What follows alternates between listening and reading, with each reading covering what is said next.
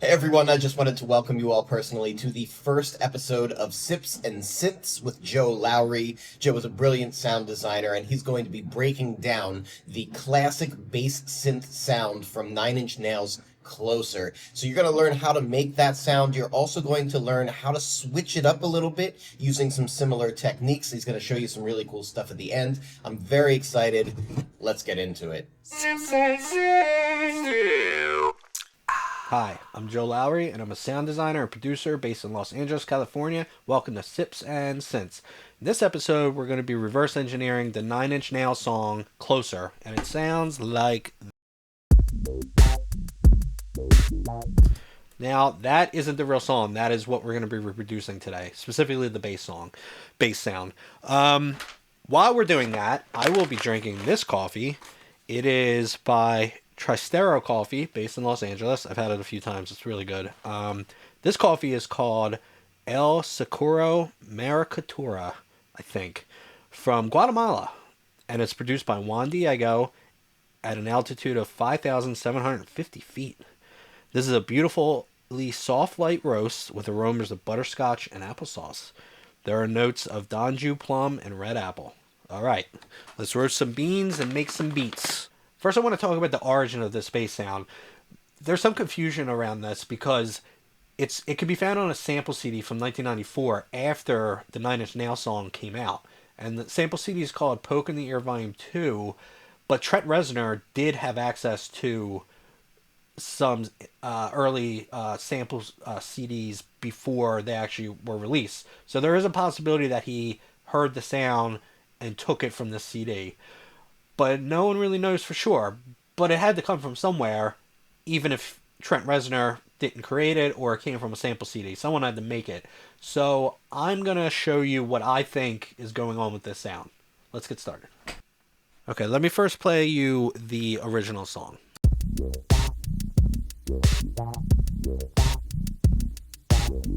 And then my version.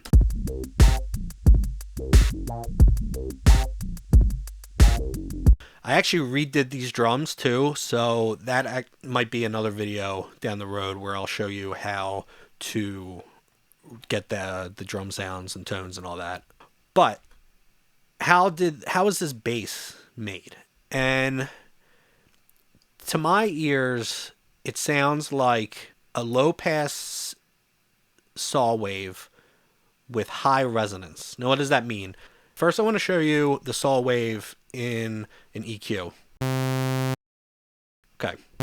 You see the fundamental and the upper partials here. All right.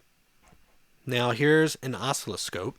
All right, I'm going to turn on the filter, and then I'm going to start upping the resonance, and I want you to watch what happens to the shape of the saw wave. All right.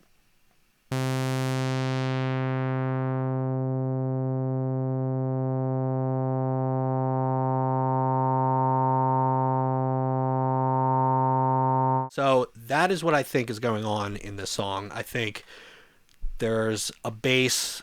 It's just using a saw wave with high resonance and some kind of like filter sweep. Very subtle that you can kind of hear on the sound. Kind of like that. So I'm going to let the MIDI clip play, and I'm going to start tweaking things to show you what I think is happening.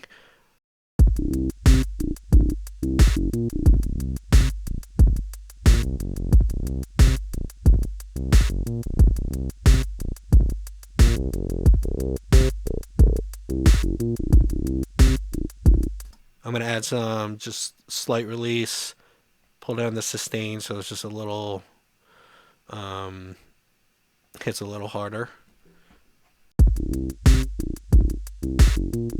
Now, I really like using the LFO in Serum to affect filter cutoffs because I think they're a little snappier and you have more control. But you can do this in any plugin essentially that has a nice filter and a saw wave essentially. So I'm going to drag this over to the filter cutoff, and this is the control of how much this LFO is going to modulate the cutoff here. So I'm going to start tweaking this, and let's see what we can get.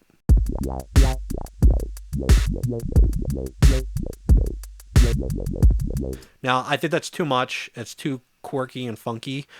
That might be good. Ooh, I'm also going to turn off the BPM here. I want just hertz. I want control over. I don't want it synced to anything. I just want control over how fast this is going. I'm not here in the song. I'm not hearing the bass kind of going back down like this. Actually, that's a cool sound, but I'm not really hearing that. Maybe just a little bit. So, and I'm not hearing too much modulation on the cutoff. So let's keep going here.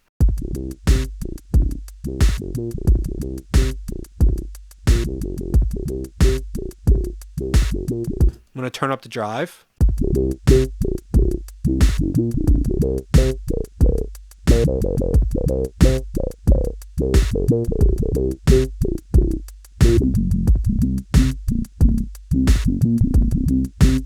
Okay. One thing I'm hearing is that I think keyboard tracking's on this filter. Now, if you don't know what keyboard tracking is, it's a pretty simple concept. When I play low,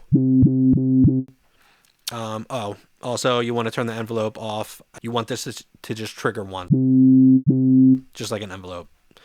You want keyboard tracking on because when you play higher up, you probably want the cutoff to also go up. Because what's going to happen is, if this is too low and you play higher up on the keyboard, you can't hear anything.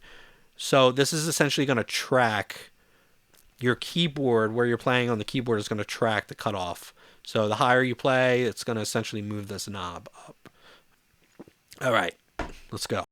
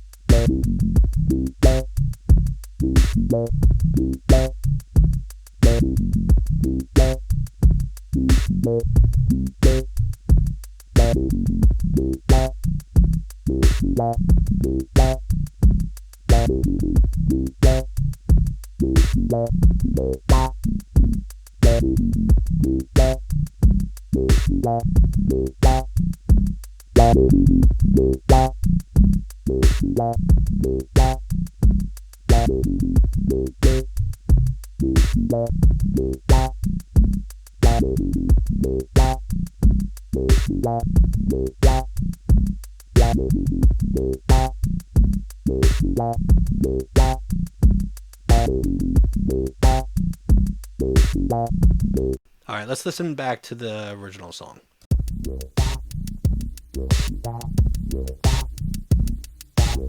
Another thing I'm hearing is when the bass plays higher, it almost sounds like there's two voices. So I actually think there's two synth voices going on. But I actually think, after listening to this a lot, I think that there is a kind of sync modulation going on. Hard sync is when there are two oscillators, a master oscillator, represented in blue, and a synced oscillator, represented in red, and oscillating at a higher frequency. When sync is on, as you can see down here, the synced oscillator waveform resets every time the master oscillator finishes its cycle. So you can see that here and here. If both oscillators are the same pitch, nothing cool happens. But if you increase or modulate the synced oscillator's pitch, it doesn't actually raise the perceived pitch of that synced oscillator. Instead, its waveform repeats multiple times within each cycle of the master oscillator. This creates more harmonic detail, almost like adding folds, kind of like what a wave shaper does, but through resetting phase instead of reshaping amplitude. So we're going to get a square wave, and I'm just going to show you what sync sounds like.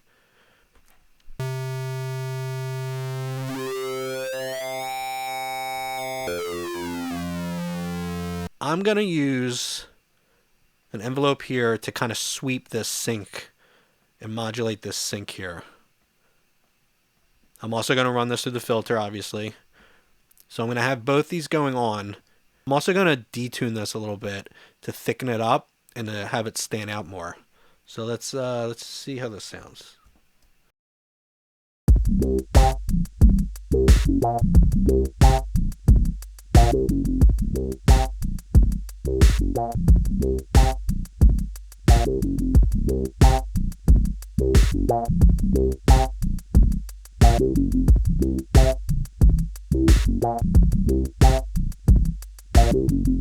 That sounds pretty cool.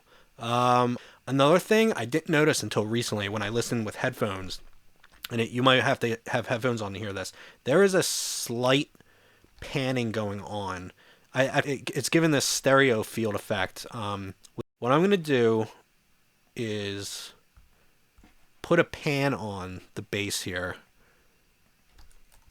To me, the rate of the panning sounds like it's dotted eighth notes, which is this 1/12 rate. So I'm going to slowly turn up the amount knob here.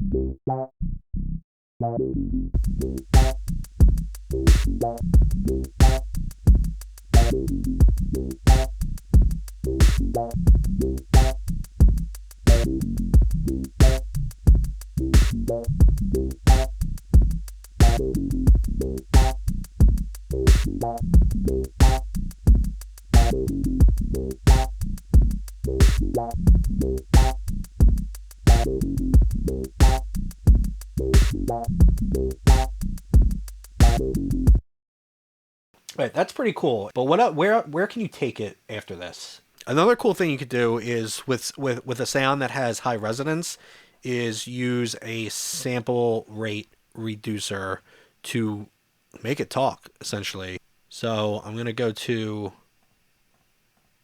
downsample. There's that a little bit, and you're going to start hearing this baby talk.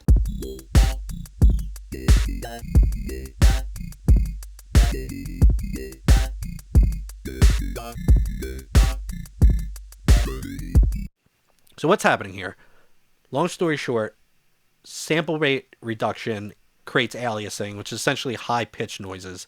And when you have high resonance, when you sweep the resonance, which is what we're doing here, what's happening is as the resonance is sweeping, the aliasing and the pitches are kind of spreading and moving apart exactly like formants do in our vocal track. But I'm going to take this even a step further. Check this out. All right. I'm going to start with a arpeggiator. Have some swing on here. I'm just going to play like a minor chord.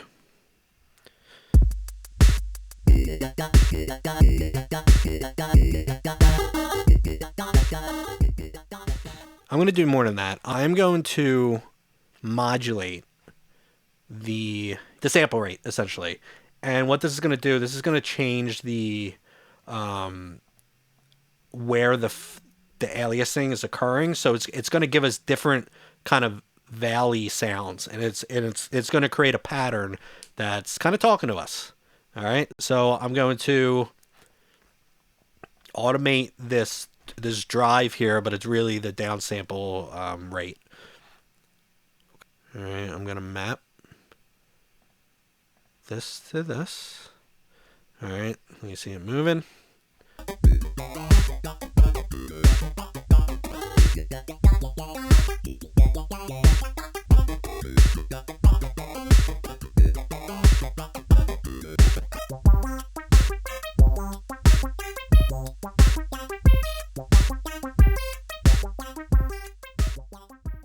Thanks for joining me on this episode of Sips and Synths. I really hope you learned something. It was really fun to kind of figure out this sound.